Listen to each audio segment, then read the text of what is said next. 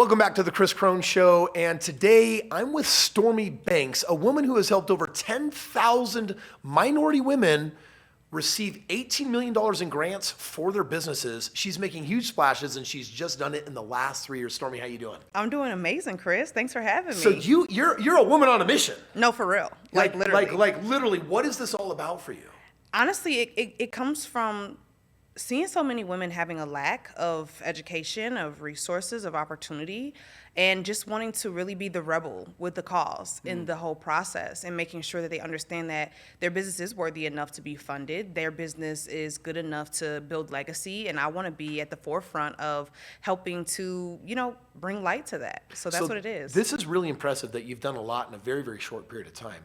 I'm kind of curious, like, how did you get into this business in the first place? Did it start just with passion and wanting to help women, or did it come from some other business venture? Like what gave birth to this? Yeah, so I was actually a hairstylist for many years. 2020, when COVID hit, I had already had a lot of skill sets in terms of entrepreneurship and getting grants because I had got grants from my previous business.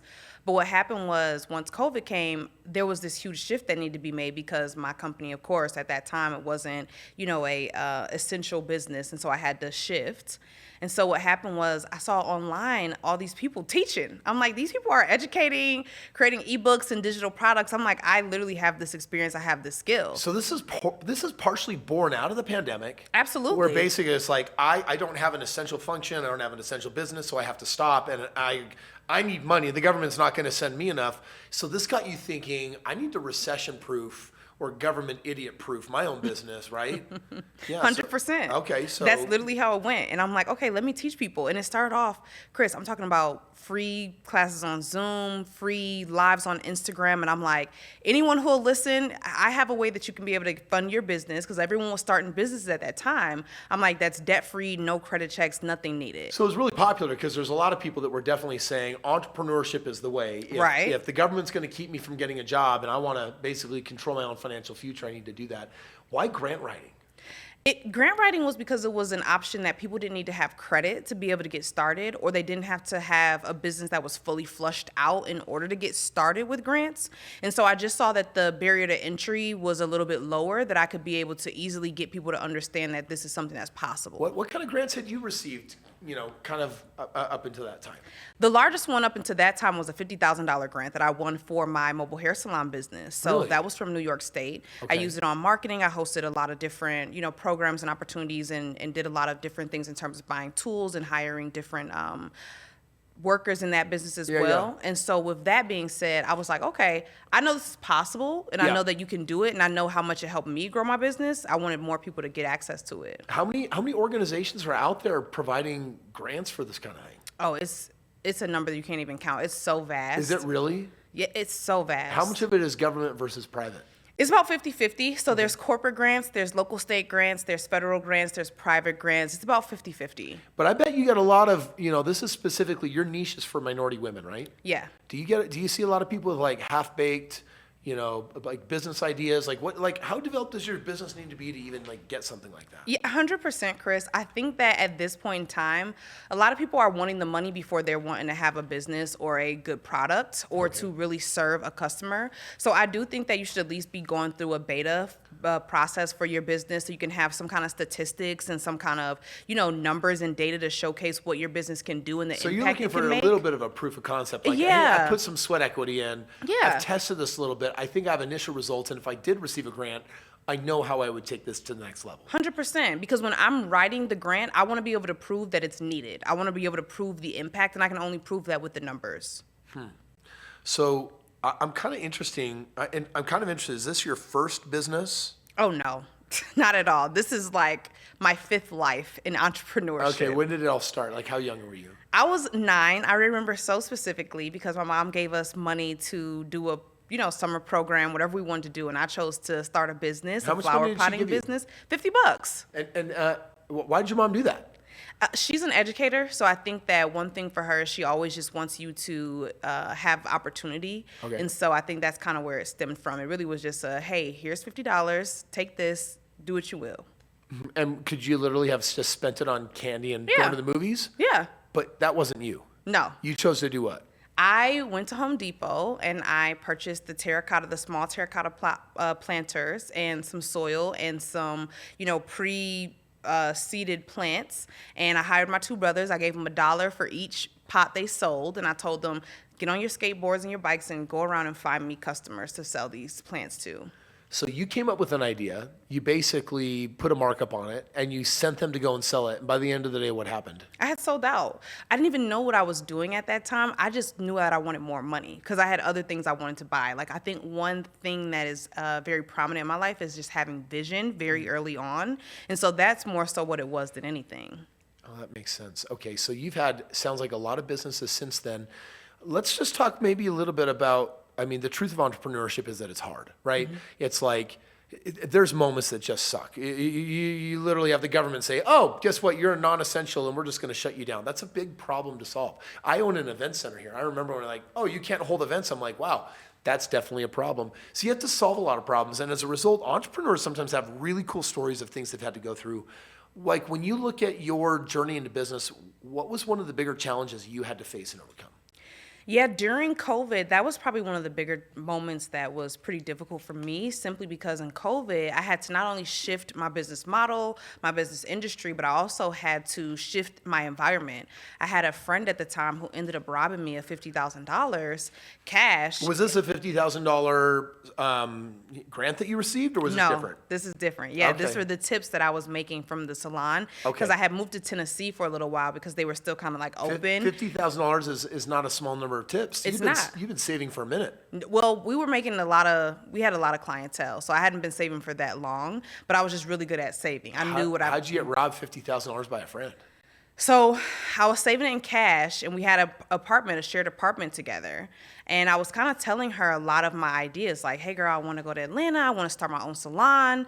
And then when I went to Atlanta, she ended up, robbing me by just changing the locks. I came back from Atlanta, tried my keys on the door, and the locks were changed. And so, the money was gone by the time I got inside of the building. What did you do?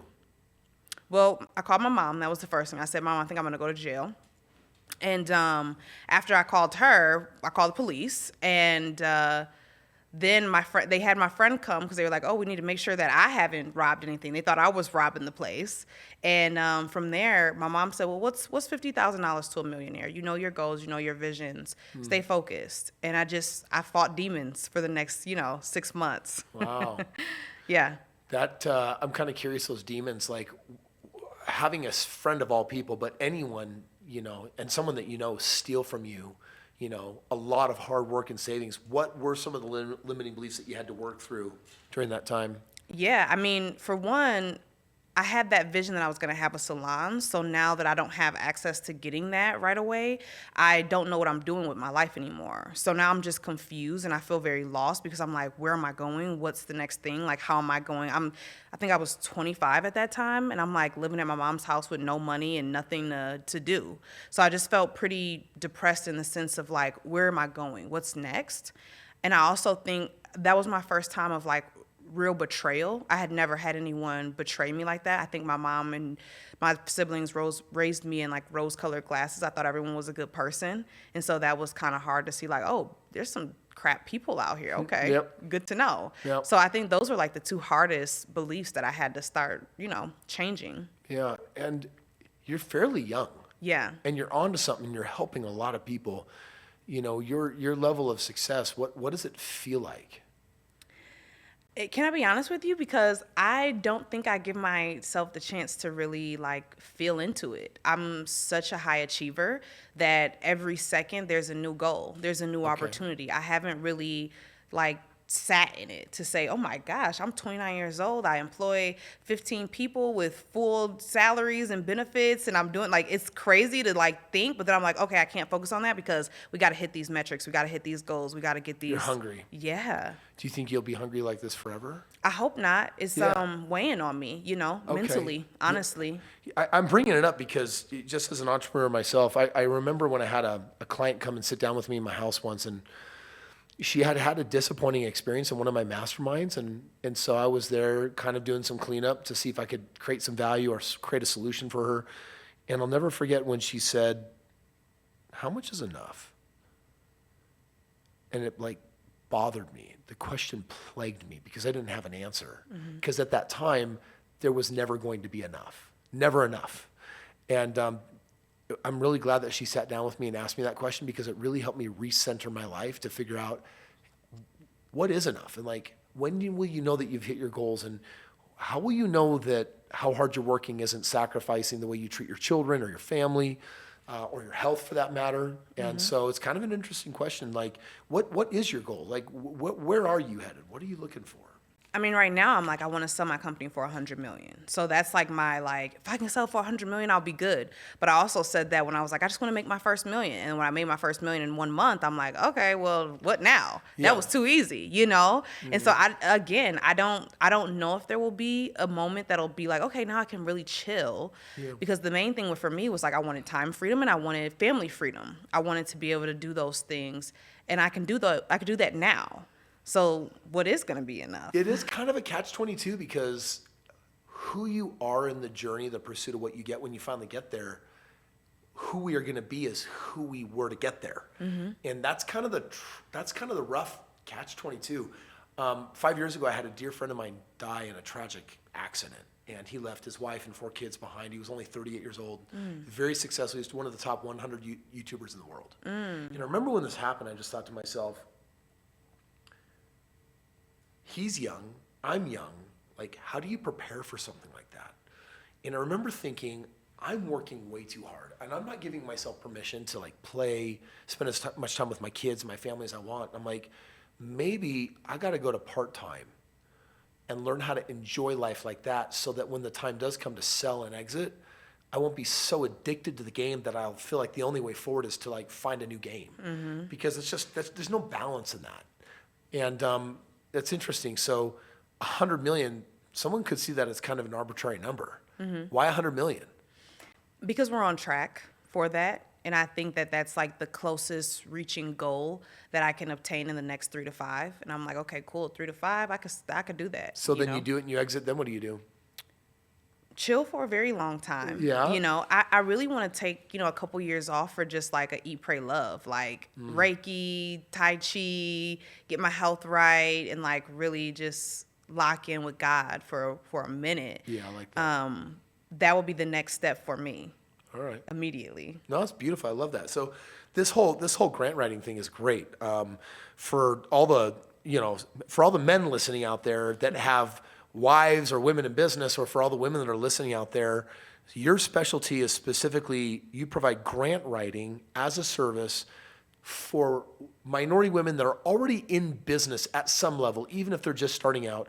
And basically your goal is to see if you can help them write a grant to get them some dough that will help them grow their business and scale their business bigger. 100%. Wow, that's cool. So I want to ask, like, I'm always curious how people sleep at night. Like, you knowing that you're helping get awarded money to worthy causes, like, what are some of the success stories like? And what does it feel like being you when you hear them? Yeah, just the other day, we have a lady who became a semifinalist. She just started her business last year.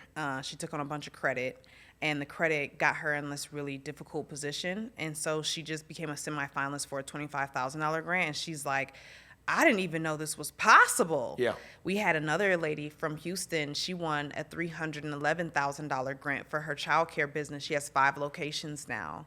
And when you hear those type of stories, and the fact that, for me, I'm just a vessel. Like, it's not because of anything that I'm doing or know or have that is causing this. It's literally just God is downloading into me these resources and this education, and I'm just outputting it and being obedient to the process.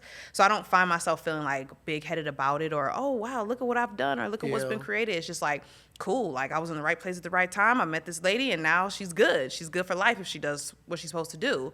And so I think what it creates for me is just like more hunger, more desire to want to be obedient to the calling, to the vision, to the overall mission. Where does your hunger come from, like this drive? Like you have incredible ambition, and there's a lot of people that are watching that they get curious with my guests, and they want to know, were you born that way?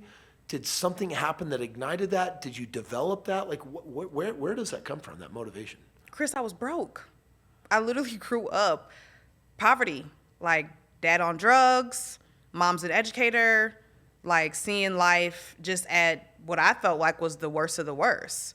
And going to church to see these other affluent, minority people, Black people who were living in nice houses, driving nice cars. I'm like, what's stopping me from having it? Why can't I access that? Yeah. And so I just feel like from a really young age, I made a vow. Can you remember how young? I'm curious. Like, when were you starting to think that way? I think I was in second grade. I don't know what age, maybe 8 or 9-ish. Second grade, I had a teacher, Miss Hendricks. I think she put that drive in me, honestly. We had like spelling contests in second grade, and she was like, you get a piece of bubble gum if you get 100%. And because there was a prize, I knew what I was working for.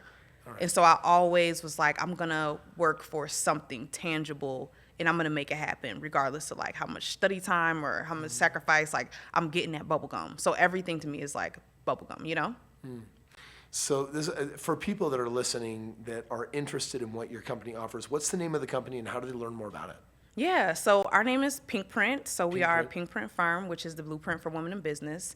And you can find out more about us at our website, pinkprintfirm.com, or just, shoot us an email at info@pinkprint.net. That is so cool. Strangely, my father-in-law owned one of the largest grant writing firms. There was Crazy. Like one of the, Shipley and Associates was one of the top 3 where, they're writing some big, big grants, for companies that are trying to win government contracts. Like, these are really technical. So I've actually learned quite a bit about the space, and it takes quite a bit of specialty and knowledge to know how to help someone earn or get a grant. For sure. You basically developed the team to learn how to write all of those grants? Yeah, so we have a really interesting way that we do it, and it's based on vision and creativity. Is it called ChatGTP? No. Okay. Actually, they're cracking down a lot on that. A lot of grantors are actually using like Zero GPT in their the ones that are coming back as ChatGPT written or AI written, they're actually like throwing those to the wayside. Yeah. So the people that I think they're going to get in, without utilizing proper skill sets, good luck, But for us, we have this thing called vision development. And so it's what I train my team on how to be able to see the business long term, because a lot of times you're taking a business's numbers, vision, and their mission, and then you're kind of creating this full proposal in this program based on the grants, criteria and how they want it written. And so we're also certified. So that means we've put in at least 10,000 hours, and we've gone through a certification program to be able to, know what we're talking about. Grant writing is, it's never a guarantee, right? I mean, No. a company gets hired, they write the grant, and then you really hope that it goes through. Do you know what you're kind of like, what's your take rate on actually having a grant go through? Yeah, so since we started, we've been at an 80% success rate, but we're also really strict with who we bring on board. Okay. So that's a big part of, why we've been able to. That's super promising if you take a client on. Yeah, for sure. And I think that's, again, because of we know exactly what works and what doesn't work. Tell me real quick then, like what is ideal and perfect? So who are you looking for as an ideal candidate for this? Yeah, so we work with for-profit or nonprofit, so that doesn't really matter. But what we want is woman-owned, minority-owned. We would love if you had certifications in both of those fields, either economically depressed, minority-owned certifications, or woman-owned certifications. We definitely want you to have, of course, all the business structure together, documentation of your business, of your financial credentials, any of your testimonials or beta programs that you've already done. If you have any kind of programs that you've done in the past, we also would love to see the numbers and statistics on that, and what that impact created in the in the community that you're serving. And it depends on what industry you're in as well, on some of the different criteria that we want from there. But we also want someone who's just hungry like us and has the same mentality as us. We really want to see someone who's focused on growing their business and growing their impact in their community, and has a program that can serve that. So it's kind of crazy. I did some research on this, and it says that women of color receive less than 1% funding. What strategies are you guys using to bridge the gap and get to such high success take rates? I think the strategic strategies that we're using to be able to actually bridge that gap, of course, one of the reasons why I think that minority women entrepreneurs are getting less actual funding than anyone else is because of the entry barriers. So a lot of the funding is traditional funding. This could look like, credit, lines of credit, loans. A lot of the times our businesses actually aren't making as much as our counterparts. They're not selling as many products, or they're not at those places that they can be able to get that type of funding initially, or investors' opportunities aren't coming to us more often. So one of the ways is by telling them there's these other alternative funding opportunities, crowdfunding, grant opportunities. You can be able to build a multi-million-dollar investment portfolio just from being able to go for grant opportunities and crowdfunding opportunities with your community. So that's one of the big ways that we're strategically changing that. And then I also think it's a big thing with like education and resources. You got to educate people a lot. You have to be able to tell them where to find it, how to go for it, how do you set up those, different type of things in your business to be able to be strategic in getting funding for your business. One of my favorite questions to ask is, if you could go back in time and give your younger self advice based on everything you've learned, what advice would you give? Advice I would give myself at a younger age would be, don't let that friend rob you. But I would say don't cut corners would be my biggest thing, Why? What do you mean by that? You got to take the long route. For me, you gotta take the long route. A lot of people want the quick popcorn success, but like as easy as you get it is as easy as you lose it. And I really have felt that to be super true. You'll take these shortcuts and try to find ways to quicken up the process, but you don't build the character. And so you're losing really vital moments for you to be able to be successful. And where do you see Pink Print at in the next 5 years? Sold for $100 million. I'm on the board, giving advice. And then you're going to do a fair amount of Tai Chi. Heck yeah. Yeah, I love it. Awesome. Final thoughts from you to all of my viewers that are watching you today. I hope you guys are all admiring Stormi Banks and what she's done with her life, and also the people. She's found a really cool niche. And I got to comment on this, that like part of becoming very successful in business is when they say that the riches are in the niches, what they mean is you got to find a way to serve in an industry in a way that nobody is. And I think what you're doing is very unique, it's very powerful. You're doing it at a very high level. You're helping a ton of women, which is really, really incredible. What final advice do you have for anyone else that's listening to our show today? I would say stay encouraged. That's the main thing. Is the process is really difficult with anything that you're going to choose to do. And so the more that you can stay encouraged through the process, keep your mind and your wit about you, the longer you'll have in the game. And this is all about longevity. It's not about quick success. Beautiful. Stormi Banks, thank you so much. Again, one more time, if anyone wants to find you on social media, not just your website, what's the website one more time, and any of your other handles? Yeah, so we're across all platforms at Pink Print Firm, and then myself is at Stormi Banks _, that's Stormi with an I. And then, of course, our website is www.pinkprintfirm.com. All right, thank you for joining us today, and for the rest of you, we'll see you back on the next Kris Krohn Show.